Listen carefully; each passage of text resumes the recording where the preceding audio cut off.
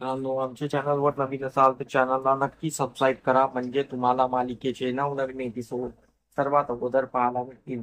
तर लाखात एक आमचा दादा या मालिकेमध्ये काय घडलं ते आपण बघणार आहोत. इकडे धनू नानाशी बोलत असते आणि ती नानाला बोलत असते की तुम्ही एवढं काम का करता आणि रात्री बेरात्री काम करता आणि कोणाला काही माहिती नाही आहे. तर नाना बोलते की धनू हे कोणाला सांगायचं नाही, हे आपलं सिक्रेट आहे. तर धनू नानांना रागवते आणि बोलते की मी तुमची मुलगी आहे ना, तर माझं तुम्ही ऐका आणि आपण दोघंही काम करू आणि यांचं स्वप्न पूर्ण करू, यांच्यासाठी एक मोठी जिम टाकू. तर नाना आणि धनुचं एकत्रीकरण होते आणि दोघंही त्यासाठी कष्ट करायला तयार होतात. इकडे सूर्याकडे सगळे बसलेले असतात. सूर्य आणि तुळजा बोलत असतात आणि सूर्य आणि तुळजा एकमेकांकडे बघत असतात. तेवढ्या तिथे शालन आणि मालन येत असते. सगळे त्यांची गमती जमती घेत असतात. आणि मग तेवढ्यातून शालांचा भाऊ म्हणजे सूर्याचे बाबा तिकडून येत असतात. तर शालान टोमणा मारत असते की आजपर्यंत माझ्या भावाने सुद्धा असं माझ्यासाठी केलेलं नाही आहे. आणि शालांचं हे ऐकून सूर्या बोलतो असं का बोलती आहे. तर तिकडून शालांचा भाऊ येत असतो, म्हणजे सूर्याचे बाबा येत असतात. मग तेव्हा कळतात तिथे भाग्य आहे. ते भाग्य सूर्याशी बोलत असतो की भाग्य तू एकटी कशी आली, पुढ्या कुठे गेला. तर भाग्य बोलते की पुढ्या दुकानात गेलाय म्हणून मी येऊन गेली.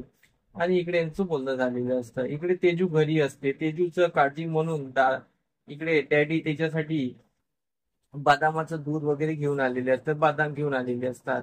डॅडी तिला बदाम देत असतात आणि मग तिच्याशी थोडं बोलतात. मग डॅडीला चक्कर येते. मग ते तेजू तिला त्यांना सावरते आणि बोलते डॅडी काय झालं. आणि डॅडीला ती बेडवर झोपवते आणि डॉक्टरांना बोलवते. डॉक्टर त्यांना चेक करतात आणि बोलतात की यांचं बीपी शूट झालेलं आहे, म्हणून यांना चक्कर आली होती. तर सर्वांना काळजी वाटलेली असते, सर्व तिथे आलेले असतात. तर डॅडीची तब्येत फार बिघडलेली असते आणि डॅडींना काही वेळानंतर खूप ताप आलेला असतो.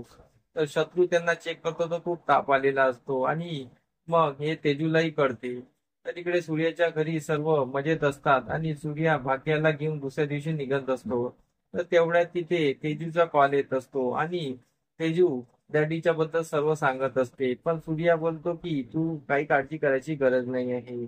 तर इकडे शालन मला खूप चिंता वाटलेली असते. शालन बोलते की मला जावं लागेल, डॅडीची तब्येत खराब झालेली आहे.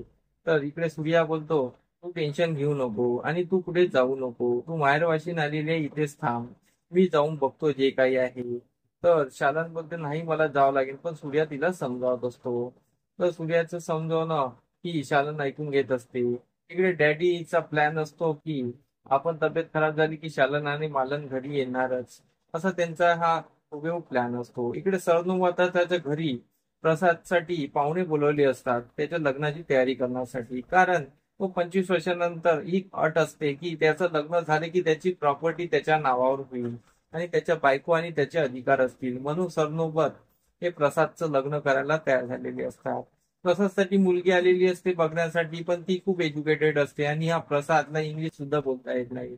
सरनोबत खूप खोटं खोटं बोलत असतात की प्रसाद अमेरिका रिटर्न आहे, पण त्याला थोडंफार इंग्लिश येत नाही असं त्यांना सांगत असतात. मग ती मुलगी इंग्लिशमध्ये बोलत असते, कारण की मुलगी शिकलेली असते. मुलीचे आईबाप म्हणतात की माझ्या मुलीला पण नंतर तिकडे अमेरिकेला सेटल व्हायचं आहे आणि तिला पण नोकरी करायची आहे. सरनोबतला हे पटत नसतं आणि सरनोबतला ही वाटत असतं की हा तर इंग्लिश बोलत नाही, ही मुलगी खूप इंग्लिश बोलते. म्हणून सरनोबत उभे होतात आणि बोलतात की आमच्या घरात मुलीने जॉब केलेला चालत नाही, आम्ही माणूस सक्षम आहे त्यासाठी. तर ते बोलतात की तुम्हाला पटत असेल तर ठीक, नाही तर तुम्ही निघा. तर मुलगी बोलते की मला पण अशा घरात लग्न करायचं नाही जिथे मुलीची किंमत नाही. तर ते तिथून निघून जातात. इकडे प्रसाद नाराज होतो आणि सर्व मुलीवाले निघून जातात आणि ते बोलतात की आता दुसऱ्या मुलीला बोलवायला लागेल. तर असं इकडे प्रसादच्या लग्नाची तयारी केलेली असतात. इकडे वटपौर्णिमेचा दिवस असतो. वटपौर्णिमेच्या दिवसाला तुळजासाठी सूर्याने एक सरप्राईज ठेवलेलं असतं, कारण की सूर्या पण तुळजासाठी उपास करणार असतात आणि तो पण तिथे वडाच्या पूजा करायला येणार असतो. आणि इकडे डॅडीचा पूर्ण पचका होणार असतो, कारण की शालान येणार नसते. तर तिथे सूर्या पोचणार असतो. डॅडी सूर्या एकमेकांसमोर दिसतात आणि सूर्या बोलतो डॅडी तुमचे नाटक मला चांगल्याने माहीत आहे, तुमची तब्येत वगैरे काही खराब झालेली नाही आहे आणि तुम्ही हे नाटकं सोडा. जोपर्यंत तुम्ही घरी येत माफी मागत नाही पाय पकडून, तोपर्यंत मी काही तुम्हाला माफ करणार नाही. आणि सूर्याचं हे रूप बघून डॅडी एकदम चकित होतात. तुळजा हे डॅडीला बोलते की डॅडी, सूर्य आता पहिल्यासारखा राहिलेला नाही आहे, आता तुमची उलटी गिनती सुरू झालेली आहे. असा काहीसा एपिसोड आपल्याला पाहायला मिळणार आहे. तर आमचा एपिसोड कसा वाटला आम्हाला कमेंट करून नक्कीच सांगा. धन्यवाद. आमचा एपिसोड तुम्हाला कसा वाटला हे आम्हाला कमेंट करून नक्की सांगा. आम्ही तुमच्यासाठी नवनवीन एपिसोड घेऊन येत राहू. त्यासाठी आमच्या व्हिडिओला बघत राहा. धन्यवाद.